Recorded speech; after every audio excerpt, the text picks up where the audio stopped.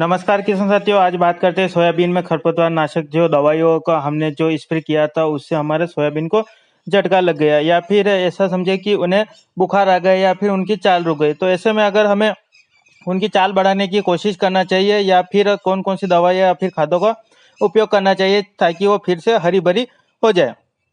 किसान साथी क्या क्या गलती करते हैं और उनसे क्या क्या नुकसान होता है तो उस बारे में बात करते हैं। तो सोयाबीन में अगर कोई किसान ऐसा भी है जो अभी सोयाबीन बुआई हुई है उसके 15 दिन के पहले ही वो खरपतवार नाशक दवाइयों को उपयोग करता है, लेकिन किसान साथियों ऐसे में क्या गलती होती है कि वो सोयाबीन की जो न तो जड़ का विकास होता नहीं ही उससे उसकी जो पत्तियां है उससे सहन करने की दवाई को वो न तो उस पर आती है।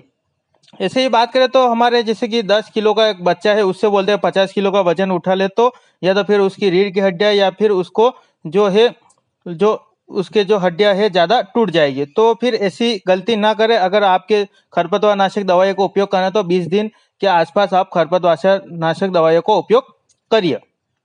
ऐसे में किसान साथी और एक क्या गलती करते हैं, किसान साथी क्या करता है कि हमारी सोयाबीन तो बड़ी होती जा रही है, हमें दवाई को उपयोग करना चाहिए, पानी कब आए। तो ऐसे में आप सूखे में उपयोग न करें खरपतवार नाशक दवाई को। तो ये सूखे में उपयोग करने से होता क्या है कि जो फसल को है झटका बहुत जोर से लगता है क्योंकि वो सहन ही नहीं कर पाई, क्योंकि उसके जो जड़ें हैं ना तो उसमें नमी है। तो फिर आप खरपतवार नाशक दवाई को उपयोग करेंगे तो उसके बाद तो उसमें नमी की कमी रहेगी और उसके बाद अगर बारिश न हुई उसके कारण भी उसे झटका लगता है, क्योंकि अगर बारिश हो जाएगी तो वो फिर से नई पत्तियां आने के लिए उसमें जो है विकास करने की वृद्धि हो जाएगी। और एक किसान मित्र क्या गलती करते हैं कि किसानों की गलती न मानकर किसानों की आवश्यकता होती है, क्योंकि अभी खरपतवार भी अलग अलग तरीके के उगने लगे। बोखना, बोखनी, मोथा, पत्ता चट्टा ऐसे खरपतवार नाशक होते हैं। काचरिया जो की है आपको 2 से 3 कॉम्बिनेशन बनाना पड़ेगा या फिर बोखना के लिए आपको ग्लोबिन की डब्बी का इस्तेमाल करना पड़ेगा।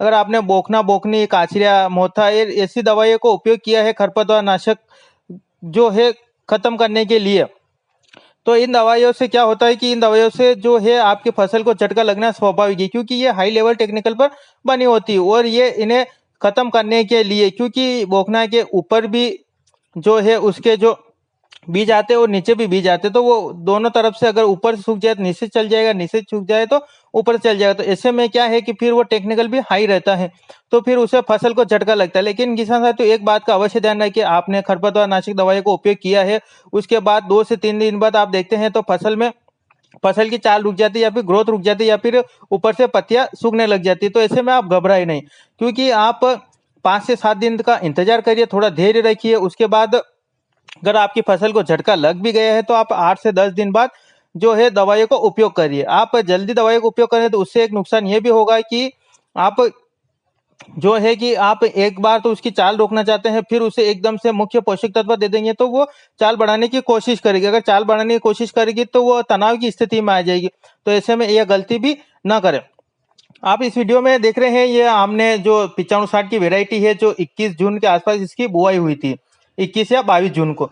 ये लगभग आज 21 जुलाई के आसपास हो गया है, तो ये 1 महीने की पूरी हो गई। इसमें खरपतवार नाशक दवाई को उपयोग किए हुए 7 से 8 दिन का हो गया है और इसमें चाल रुक गई थी और पुनः इसमें चाल की नई पत्तियां आने लगी और कहीं कहीं थोड़ी चाल रुक गई है और इसमें फूल आने भी लगे। तो किसान साथियों आप 25 दिन के बाद खरपतवार नाशक दवाई को उपयोग न करें, क्योंकि ये अर्ली वेराइटियां होती है, इनमें क्या है फूल जल्दी आने लग जाते हैं। तो ऐसे में आप खरपतवार नाशक दवाई को उपयोग करेंगे तो फूल जो है गिरने की समस्या भी आ सकती है। इसलिए आप खरपतवार नाशकों को दवाई को उपयोग थोड़ा पहले कर लिए, 20 दिन के आसपास। अगर आपकी लेट वेराइटी है तो आप 25 दिन की अवस्था में भी आप खरपतवार नाशक दवाई को उपयोग कर सकते हैं, लेकिन जल्दी वाली वेराइटियों में न करें, इससे आपको नुकसान होगा।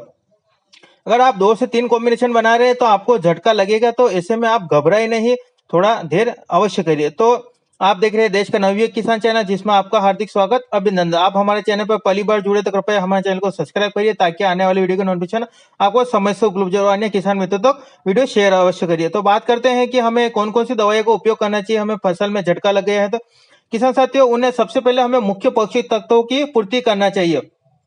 मुख्य पोषक तत्वों में आते हैं, ऐसा तो है नहीं कि आप 1846 या फिर 123216 या फिर यूरिया का उपयोग करें। तो किसान साथियों ऐसा न करें, क्योंकि फसल को अभी आवश्यकता, अगर आप 1846 का उपयोग करेंगे तो उसमें फास्फोरस का या फिर आप 123216 का उपयोग करेंगे तो पोटास को लगने में काफी समय लगेगा। लेकिन अभी आप वाटर सोल्यूबल खादों का उपयोग कर सकते हैं। आप आईसीएल कंपनी का 113624 ले सकते हैं, ये भी काफी अच्छा रिजल्ट देने वाला प्रोडक्ट है। और इसके अलावा आप जो है 18-18 आप उपयोग कर सकते हैं, जिसमें भी नाइट्रोजन 18% और फास्फोरस और उसमें पोटास भी आपको मिल जाएगा। ऐसे में अगर आप ये भी ना उपलब्ध हो, आप 19-19 का उपयोग भी कर सकते हैं। 19-19 भी काफी अच्छा रिजल्ट देने को देखा गया है। ये है 1 किलोग्राम, आप एक जो है 1 एकड़ जगह में आप इसका 1 किलोग्राम का उपयोग कर सकते हैं। मतलब कि 70 से 80 ग्राम प्रति पंप के हिसाब से आप उपयोग कर सकते हैं। और किसान साथियों, अगर आप इसके अलावा ज्यादा झटका लेता बायो स्टिमुलेटर या फिर सिलिकॉन पाउडर का उपयोग कर सकते। यदि झटका ज्यादा गहरा है तो बायो स्टिमुलेटर प्रोडक्ट क्या करते हैं कि जो फसल की वृद्धि को बढ़ावा देते हैं, तो उसे और सिलिकॉन पाउडर पत्तियों को हरा भरा और चमकदार बना देते हैं। इसमें आप जैसे सिजेंटा का क्वांटिस ले सकते हैं, और सिलिकॉन पाउडर आपको अलग अलग कंपनी में मिल जाए, जिसे 300 ग्राम प्रति एकड़ के हिसाब से आप उपयोग कर सकते हैं। अगर आपके और अन्य प्रोडक्ट इस्तेमाल करना चाहते हैं तो आप बेरिक्स सीरी ले सकते हैं 2 ml प्रति लीटर के हिसाब से। इसमें आपको क्या मिलेगा किसान साथियों की 2% आर्थोसिलिसिलिक और एमिनो एसिड और फास्फोरस और पोटेशियम कैल्शियम में जो सुधार करता है पौधों की और अप्रकार तनाव को भी कम करता है। इसे बेरिक्स सीरी को हमने जो है पिछले वर्ष भी उपयोग किया था। तनाव की स्थिति में यह अच्छा प्रोडक्ट माना गया है। इसके अलावा आप जेयू का मॉर्गेन ले सकते हैं, जिसमें 17 प्रकार के एमिनो एसिड पाए जाते हैं। इसकी डोज की 2 ml प्रति लीटर के हिसाब से। इसमें किसान साथियों आपको जो है कार्बन और 17 प्रकार के एमिनो एसिड मिले जाएंगे। इसके अलावा आप क्वांटिस में बात करें तो क्वांटिस में सिजेंटा का कार्बन, पोटेशियम, कैल्शियम, शर्करा ये पदार्थ पाए जाते हैं। किसान साथियों, आप 18-18, 19-19 या फिर 11-36-24 में से तीनों में से एक का उपयोग करिए। और इसके अलावा अगर आप एक जो है टॉनिक का उपयोग करना चाहते हैं तो आप या फिर तनाव से स्थिति दूर करने के लिए चाहते हैं बेरिक्स सीरी या फिर सिजेंटा का क्वांटिस या फिर जेयू का मॉर्गेन। या फिर इसके अलावा अगर आप पोषक सुपर की तरफ जाना चाहते हैं तो 2 ml पोषक सुपर आप ले सकते हैं प्रति लीटर के हिसाब से। किस जाते हो पोषक सुपर क्या करता है, इसमें जिब्रेलिक एसिड पाया जाता है 0.45% एसएल फॉर्म में, और एन ब्यूटाइल और एल्कोहल, मेथेनॉल और एक नॉन आयनिक सरफेट एक अन्य तत्व भी शामिल होते हैं। ये किसान साथियों पोषक सुपर पौधे की हाइट बढ़ाने का काम करता है, न कि इसे ब्रांचिंग लाने का काम करता है। इस बात का अवश्य ध्यान रखिए। आप इन चारों में से एक का उपयोग करिए किसान साथियों।